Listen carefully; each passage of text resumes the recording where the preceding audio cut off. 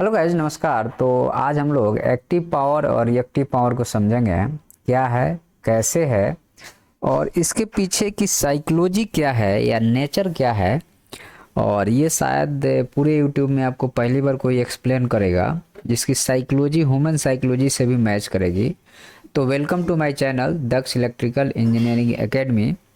यहाँ पे हम लोग चर्चा करते हैं इलेक्ट्रिकल एनर्जी से रिलेटेड थॉट्स पे, और एक्सपेरिमेंट करके भी मैं आपको बताते रहता हूँ। तो आप हमारे साथ जुड़े रहिए, और एक्सपेरिमेंटल पॉइंट बहुत ही इंटरेस्टिंग होता है, तो उसको आप लोग देखते रहिएगा और सीखते रहिए। क्योंकि देखिए, इलेक्ट्रिकल कोई भी सब्जेक्ट है उसको आप फील नहीं करेंगे तो उसमें काम करने में मज़ा नहीं आएगा, वो बोरिंग हो जाएगा। तो इसको आप, और ये बहुत ही इंटरेस्टिंग चीज़ है, इसको फील करना चाहिए जीवन में, तो ही मज़ा आता है।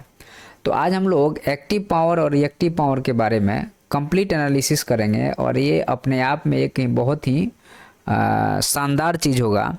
और आपने किताब में बुकिश नॉलेज पढ़ा होगा, लेकिन नॉर्मल जीवन में इसको कैसे हम लोग देखते हैं, आज हम लोग इस पे चर्चा करेंगे। तो चलिए हम लोग इसको शुरुआत करते हैं कि एक्टिव पावर और रिएक्टिव पावर क्या होता है। अब चलिए हम लोग एक्टिव पावर में देखिए, समझिए बात को ज़रा। देखिए, एक्टिव पावर या रियल पावर वह पावर है जिससे आप काम करते हैं, जिससे आप काम करते हैं, और उसको हम लोग वॉट्स में मेजर करते हैं, मापते हैं। और यह जो है सो मोटर चलाना हुआ, लाइट जलाना हुआ, जिसमें ये काम आता है। अब यहाँ पे इसकी गणना एक्चुअल में होनी चाहिए P is equal to V cross I. ध्यान से सुनिएगा जो मैं बता रहा हूँ। अब power is equal to voltage और करंट का मल्टीप्लिकेशन होना चाहिए। तो ये कॉस फाई कहाँ से आ गया, जहाँ पे P जो है सो वॉट में होता है और V वोल्टेज है, I करंट है। डीसी में क्या होता है, जैसे मान लीजिए कि ये डीसी पावर सप्लाई है, तो डीसी में क्या होता है कि आप जैसे सप्लाई देते हैं तो इंड पे वोल्टेज आके खड़ा हो जाता है। वो करोड़ों किलोमीटर क्यों नहीं हो, वो इंड पे जाके वोल्टेज खड़ा हो जाएगा, और वहाँ जैसे ही आप लोड लगाएंगे वो करंट फ्लो हो जाएगा और वोल्टेज खत्म हो गया। सिंपल सी बात है। सबसे बड़ी दिक्कत यहाँ पे ये आती है कि जिस माध्यम से उस ऊर्जा को आप लेके जा रहे हैं, याद रखिएगा जो चीज़ मैं बता रहा हूँ बहुत इंटरेस्टिंग बता रहा हूँ। जिस माध्यम से आप जिस ऊर्जा को लेके जा रहे हैं, लोग यहाँ पे दिमाग लगाना शुरू कर देते हैं, यहीं से प्रॉब्लम शुरू हो जाती है। एक्चुअल में हम लोग को वहाँ दिमाग नहीं लगाना है। जिस माध्यम से यह ऊर्जा पैदा होती है वहाँ पे दिमाग लगाने की ज़रूरत है। तो आपने देखा कि जिस माध्यम से यह ऊर्जा पैदा हो रही है उसका माध्यम क्या है, तो उसका माध्यम है रोटेटिंग। रोटेटिंग कोई चीज़ है जिससे ये ऊर्जा पैदा हो रही है। तो कोई चीज़ जब रोटेटिंग होगा तो उसकी ऊर्जा भी रोटेटिंग ही होगी। और हमें तो सीधा चाहिए, भी और आई सीधा चाहिए, लेकिन ये तो घूमने वाला ऊर्जा मिल गया हमको। तो घूमने वाला ऊर्जा में एक ऊपर है एक नीचे है, तो दोनों को बैलेंस करके अगर हम जीरो पे ले आते तो हमारा काम बन जाएगा। बस यही काम करना आपको। इसीलिए कैपेसिटर और इंडक्टर लगाते। ये क्या करता है कि लोड से आगे फेंक देता है। जैसे कैपेसिटर क्या करता है, करंट को वोल्टेज से पहले फेंक देगा, और इंडक्टर क्या करता है, करंट को वोल्टेज से पीछे फेंक देता है।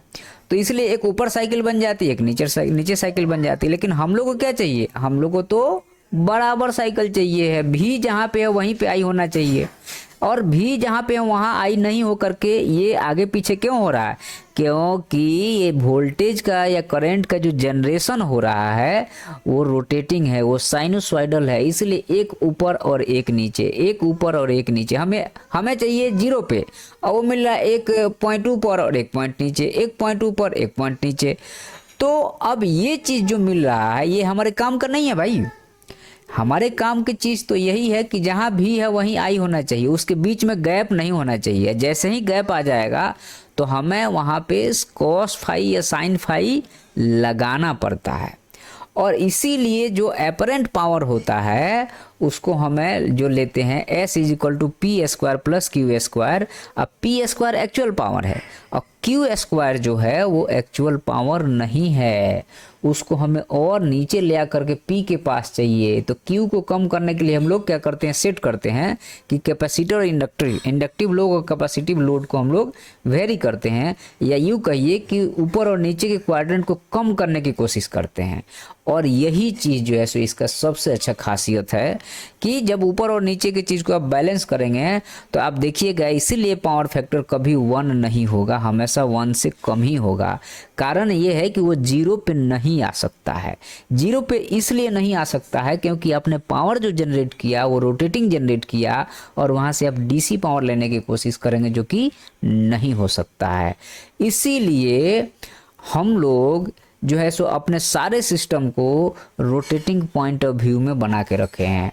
और कहीं पे रोटेटिंग ऊर्जा अगर हमें मिल रही है, जैसे डैम से हमें रोटेट ऊर्जा मिल रही है, तो उसका यूज जो है सो हम लोग मोस्टली उसको गतिज ऊर्जा में ही करते हैं। चाहे कहीं पे आप देख लीजिए, लाइट भी जल रहा है तो वहाँ से गतिज ऊर्जा निकल रही है। क्या निकल रहा है? फोटोन निकल रहा है, और वह स्पीड उसकी 3 लाख किलोमीटर स्क्वायर है, 3 लाख किलोमीटर पर सेकेंड है। उसके अलावा कंप्यूटर से लेकर के, मशीन से लेकर के, फैन से लेकर के, वही ऊर्जा को हमने बस चेंज किया, उसके रूप को बस चेंज किया है।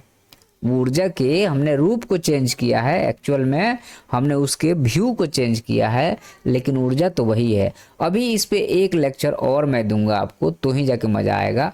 अब यहाँ पे समझिएगा जरा, जो कैपेसिटर है, याद रखिएगा, जो कैपेसिटर है ना यहाँ पे, वो क्या कर रहा है? वोल्टेज से पहले करंट को फेंक दे रहा है, वोल्टेज से पहले करंट को फेंक दे रहा है।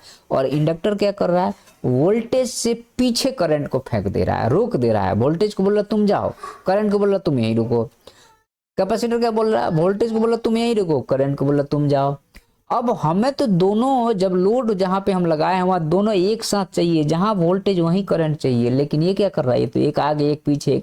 इसीलिए सर्किट में कैपेसिटर और इंडक्टर को बैलेंस करना पड़ता है। और जब आप बैलेंस कर लेते हैं तो पावर फैक्टर मोस्टली 1 के आसपास चला जाता है, लेकिन 1 नहीं होगा। यही सबसे बड़ी खासियत है इसकी। और इसीलिए ये साइकोलॉजिकल पॉइंट है। देखिए, ये सब चीजें जो है वो बहुत ही साइकोलॉजिकल पॉइंट है। इसको सब लोग नहीं बता पाएगा क्योंकि इसको फील नहीं करते हैं लोग। और जब आप फील नहीं करेंगे तो आपको चीजें समझ में नहीं आएगी। इसका एक पॉइंट ऑफ व्यू मैं आपको और दूंगा, वो हो सकता है कि वो प्रैक्टिकल में दूंगा। जब मैं प्रैक्टिकल इसका कराऊंगा तो वहां पे आपको ये बताऊंगा कि आपको इस चीज को कैसे समझना है। नहीं तो देखिए, जनरली क्या होगा ना कि जब आप नहीं समझेंगे तो दिक्कत हो जाएगा। जैसे मान लीजिए कि कैपेसिटर वाले पॉइंट ऑफ व्यू में, कैपेसिटर क्या करता है? चार्ज को स्टोर करता है, इलेक्ट्रॉन को स्टोर करता है। और वो चार्ज को स्टोर कर रहा है, इसीलिए चूंकि करंट क्या है? Flow of current, flow of electron या फ्लो ऑफ चार्ज करंट है। इसीलिए कैपेसिटर केस में करंट पहले निकलेगा, क्योंकि वही तो स्टोर किया तो देगा, वही देगा ना। लेकिन इंडक्टर क्या करता है? इंडक्टर कहता है कि हम करंट तुम्हें नहीं देंगे, हम वोल्टेज फेंक देंगे, हम करंट तो नहीं देंगे। करंट इसलिए नहीं देंगे क्योंकि करंट को तो उसने मैग्नेटिक फील्ड में घुमाने लगा, करंट को उसने मैग्नेटिक फील्ड में घुमाने लगा। लेकिन कैपेसिटर क्या किया कि चार्ज को उसने अपने पास रखा, वही चार्ज फटक दिया। वोल्टेज को पीछे रखा, चार्ज को पहले फेंक दिया, क्योंकि वही स्टोर किया है वो। लेकिन इंडक्टर क्या कहता है? इंडक्टर कहेगा कि करंट को हम नहीं देंगे क्योंकि उसी से तो हम मैग्नेटिक फील्ड बना रहे, तुम वोल्टेज ले लो हमसे। तो वोल्टेज लेके हम क्या करेंगे भाई? वोल्टेज, करंट नहीं रहेगा, सिर्फ वोल्टेज रहेगा तो काम नहीं होगा। तो इसीलिए कैपेसिटर और इंडक्टर में एक करंट दे रहा है और दूसरा वोल्टेज दे रहा है। कैपेसिटर हमें करंट दे देता है, इंडक्टर हमें वोल्टेज दे देता है, और हमें वोल्टेज और करंट दोनों की जरूरत है। तो दोनों जब एक साथ आ जाते हैं हमारा काम बन जाता है। लेकिन अगर सिर्फ कैपेसिटर हो या सिर्फ इंडक्टर हो तो काम नहीं बन सकता है। तो ये चीजें आपको आनी चाहिए। सिर्फ अगर कैपेसिटर रहेगा तो क्या होगा? सिर्फ आपको करंट मिलेगा और वोल्टेज नहीं मिलेगा, तो वोल्टेज डाउन हो जाएगा। और जब वोल्टेज डाउन हो जाएगा तो जो शक्ति है वही नहीं है। शक्ति, काम करने के लिए चीजें आपको लग रहा है कि काम हो जाएगा हो जाएगा हो जाएगा, लेकिन जब करने जा रहा है सट से बैठ जाएगा, जब करने जाओगे सट से बैठ जाएगा। और इंडक्टर में क्या होगा? इंडक्टर में आपको जो है सो लगेगा कि काम पूरा शक्ति है इसके पास में, और जब लोड देगा तो बैठ जाएगा। तो ये चीजें जो है इतने इंटरेस्टिंग है कि इसको समझना पड़ेगा आपको। एक लेक्चर अभी इस पे आपसे और लूंगा मैं, और वो लेक्चर जो होगा वो कंप्लीट ड्राइंग का होगा। अभी तो मैंने आपको ये सब चीज़ें बताया, समझाया, लेकिन दूसरा लेक्चर एकदम ड्राइंग का होगा और सर्किट बेस्ड होगा। और उसके बाद इसकी एक्सपेरिमेंट पे हम लोग आएंगे और इसकी एक्सपेरिमेंट करेंगे तो और मज़ा आएगा आपको। हमारा ये प्रयास आपको कैसा लगा आप बताइएगा, और अगर आपको हमारा ये प्रयास अच्छा लगा होगा तो हम इसमें और आपको ऐड ऑन करने की कोशिश करेंगे। लेकिन ये प्रयास हमें पता कैसे चलेगा? जब आप अपना कमेंट करके हमें लिख कर भेजेंगे कि सर आपका ये प्रयास मुझे बहुत अच्छा लगा या ये चीज़ें समझ में आई, तो एक लेक्चर आपको और लूँगा मैं, और वो कंप्लीट ड्राइंग का होगा। उसमें आपको इससे ज़्यादा मज़ा आएगा। ठीक है, तो वो हम लोग ड्राइंग पे काम करेंगे और उसके बाद में इसकी जो है हम आपको प्रैक्टिकल करके बताएंगे, बकायदा लोड कैसे लगाएंगे। बड़ा हमारे पास तो सेटअप नहीं होगा, छोटा ही सेटअप होगा, लेकिन करके बताएंगे आपको। इससे क्या होगा कि आपकी नॉलेज में इन्हांसमेंट होगा, क्योंकि जब तक आप प्रैक्टिकल नहीं करेंगे तब तक कहाँ मज़ा आएगा, मज़ा ही नहीं आएगा। तो इसको हम लोग करेंगे बकायदा और समझने की कोशिश करेंगे, क्योंकि थ्योरी एक अलग चीज़ होती है और थ्योरी को अपना लेना एक अलग चीज़ होती है, और थ्योरी को अपना करके अपने जीवन में उतार करके और आगे बढ़ जाना एक अलग चीज़ होती है। तो आप किस फेज में हैं इसको आप ध्यान रखिए। तो हम लोग जो है सो थ्योरी को अपना के जीवन में आगे बढ़ने वाले फेज में हैं। तो धन्यवाद आपका हमारे इस लेक्चर में जुड़ने के लिए, और आगे भी हम लोग इस पे काम करते रहेंगे।